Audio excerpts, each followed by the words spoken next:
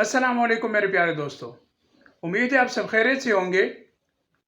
میں ہوں شیری بھائی اور آپ دیکھ رہے ہیں آپ کا اپنا یوٹیوب چینل شیری خان آفیشل۔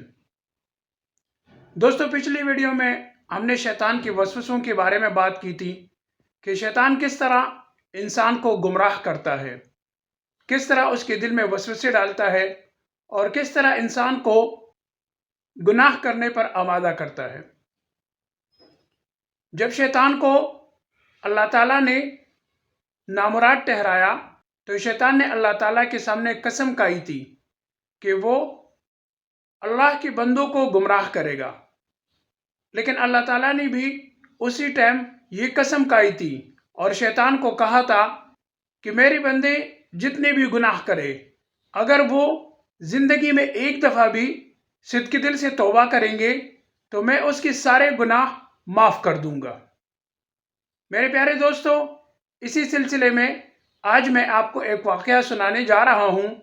تو جن دوستوں نے ابھی تک ہمارے چینل کو سبسکرائب نہیں کیا تو کائنڈلی ہمارے چینل کو سبسکرائب کر لیں۔ میرے پیارے دوستو، واقعہ کچھ اس طرح ہے کہ حضرت عمر رضی اللہ عنہ کے پاس ایک نوجوان حاضر ہوتا ہے۔ وہ نوجوان بہت زیادہ رو رہا تھا اور ساتھ میں کہہ رہا تھا کہ مجھ سے بہت بڑا گناہ ہو گیا ہے۔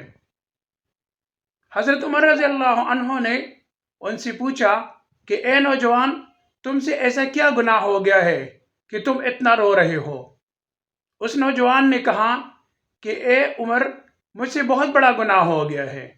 اور وہ نوجوان اتنا رو رہا تھا کہ ساتھ میں حضرت عمر رضی اللہ عنہ بھی رونے لگے۔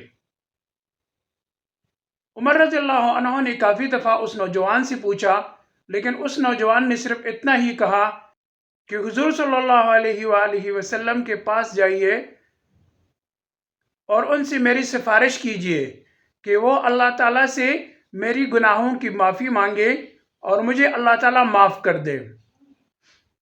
حضرت عمر رضی اللہ عنہ نے اس نوجوان کو ساتھ لیا اور حضور صلی اللہ علیہ وآلہ وسلم کے دربار میں حاضر ہوئے۔ اس نوجوان کو عمر رضی اللہ عنہ نے باہر رہنے کا مشورہ دیا اور خود حضور صلی اللہ علیہ وآلہ وسلم کے سامنے پیش ہوئے۔ جب حضرت عمر رضی اللہ عنہ حضور صلی اللہ علیہ وآلہ وسلم کے سامنے پیش ہوئے تو حضرت عمر رضی اللہ عنہ اس وقت بھی رو رہے تھے۔ تو حضور صلی اللہ علیہ وآلہ وسلم نے عمر رضی اللہ عنہ سے پوچھا کہ اے عمر، کیا ماجرا ہے کہ تم رو رہے ہو؟ حضرت عمر رضی اللہ عنہ نے کہا کہ یا رسول اللہ، ایک نوجوان میرے پاس آیا ہے اور وہ بہت زیادہ رو رہا ہے اور ساتھ میں یہ کہہ رہا ہے کہ مجھ سے بہت بڑا گناہ ہو گیا ہے۔ حضور صلی اللہ علیہ وآلہ وسلم نے کہا کہ اے عمر، اس نوجوان کو میرے سامنے پیش کرو۔ وہ نوجوان حضور صلی اللہ علیہ وآلہ وسلم کے سامنے پیش ہوا اور وہ اس وقت بھی رو رہا تھا۔ حضور صلی اللہ علیہ وآلہ وسلم نے کہا کہ اے نوجوان، تم سے ایسا کیا گناہ ہو گیا ہے کہ تم اتنا رو رہے ہو؟ اس نوجوان نے کہا کہ یا رسول اللہ، مجھ سے بہت بڑا گناہ ہو گیا ہے۔ حضور صلی اللہ علیہ وآلہ وسلم نے کہا کیا تمہارا گناہ آسمانوں سے زیادہ بڑا ہے؟ تو اس نوجوان نے کہا کہ ہاں یا رسول اللہ۔ تو حضور صلی اللہ علیہ وآلہ وسلم نے کہا کیا تمہارا گناہ اللہ کے عرش سے بھی بڑا ہے؟ تو اس نوجوان نے کہا کہ ہاں یا رسول اللہ۔ اس کے بعد حضور صلی اللہ علیہ وآلہ وسلم نے اس نوجوان سے کہا کہ اپنا گناہ بتاؤ۔ تو وہ کہنے لگا کہ یا رسول اللہ، میرا گناہ بہت بڑا ہے۔ اس نوجوان نے کہا کہ یا رسول اللہ، میں مردوں کی کفن چرایا کرتا تھا اور اس کو بیچ دیا کرتا تھا۔ قبرستان میں جو بھی نیا مردہ دفن ہوتا تھا تو میں اس کا قبر کھولتا اور اس سے کفن چراتا اور اس کو بازار میں بیچ دیتا تھا۔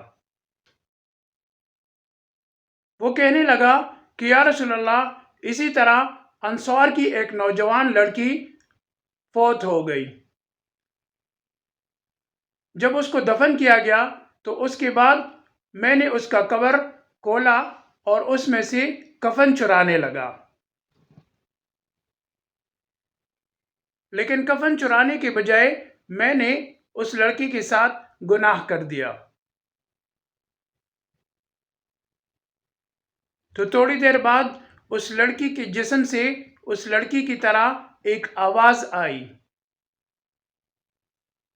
کہ اے بدبخت انسان، تم نے میری بہت بڑی بے عزتی کی ہے۔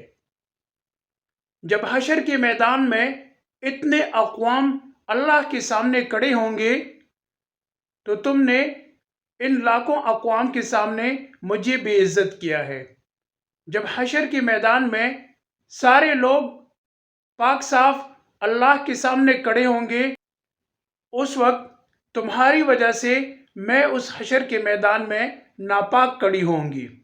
یا رسول اللہ، پھر اس کے بعد میں نے اس کا قبر بند کیا۔ حضور صلی اللہ علیہ وآلہ وسلم نے کہا کہ گناہ تو تم نے بہت بڑا کیا ہے، اور اس کے بعد حضور صلی اللہ علیہ وآلہ وسلم نے کچھ بھی نہ کہا۔ وہ نوجوان اس ڈر سے وہاں سے رخصت ہو گیا کہ ایسا نہ ہو کہ میرے بارے میں کوئی آیت نازل ہو جائے۔ اس ڈر کی وجہ سے وہ نوجوان حضور صلی اللہ علیہ وآلہ وسلم کے دربار سے رخصت ہو گیا۔ اس کے بعد اس نوجوان نے مدینے کو چھوڑ دیا اور پہاڑوں میں رہنے لگا۔ پہاڑوں میں اللہ کی طرف ایک ہی صدا وہ بلند کرتا تھا کہ اے اللہ، مجھ سے گناہ تو بہت بڑا ہو گیا ہے، لیکن اس گناہ کو معاف کرنے والا تمہارے سوا کوئی نہیں۔ میں کس کے در پہ جاؤں؟ ایک ہی اللہ آپ کا در ہے جو میرے گناہ کو معاف کر سکتا ہے۔ 40 دن تک وہ یہی صدائیں پہاڑوں میں لگاتا رہا۔ 40 دن کے بعد حضرت جبرائیل علیہ السلام حضور صلی اللہ علیہ وآلہ وسلم کی خدمت میں حاضر ہوئے۔ حضرت جبرائیل علیہ السلام نے حضور صلی اللہ علیہ وآلہ وسلم سے کہا کہ یا رسول اللہ، اللہ کے حکم سے میں آپ کے پاس آیا ہوں۔ اللہ نے کہا ہے کیا یہ بندے آپ کے ہیں؟ تو حضور صلی اللہ علیہ وآلہ وسلم نے کہا کہ نہیں، یہ سارے بندے اللہ کے ہیں۔ پھر جبرائیل علیہ السلام نے کہا کہ اللہ کہتے ہیں کیا ان کو رزق آپ دیتے ہیں؟ تو حضور صلی اللہ علیہ وآلہ وسلم نے کہا کہ نہیں، ان کو رزق اللہ ہی دیتا ہے۔ جبرائیل علیہ السلام نے کہا کیا ان بندوں کی گناہ معاف کرنا آپ کا کام ہے؟ تو حضور صلی اللہ علیہ وآلہ وسلم نے کہا کہ نہیں، اللہ ہی سب کی گناہ معاف کرتا ہے۔ تب جبرائیل علیہ السلام نے کہا کہ اللہ نے حکم دیا ہے کہ اس نوجوان کو واپس بلائیے اور اس سے کہیے کہ اللہ نے آپ کے سارے گناہ معاف کر دیے۔ تب حضور صلی اللہ علیہ وآلہ وسلم نے اس بندے کے پیچھے صحابہ بھیجے۔ جب اس بندے کو لایا گیا اور اس کو یہ خوشخبری سنائی گئی تو وہ بہت زیادہ خوش ہوا۔ میرے پیارے دوستو، اس واقعے سے ثابت ہوتا ہے کہ اگر ایک انسان صدق کے دل سے توبہ کرے اور اللہ سے معافی مانگے تو اللہ اس کی سارے گناہ معاف کر دیتے ہیں اور شیطان نامراد ہی لوٹتا ہے۔ میرے پیارے دوستو، آپ نے ویڈیو دیکھی۔ اگر آپ کو ہماری ویڈیو اچھی لگی ہو تو ویڈیو کو لائک ضرور کیجیے گا اور اپنے دوستوں اور فیملی میں شیئر بھی کیجیے گا۔ بہت شکریہ۔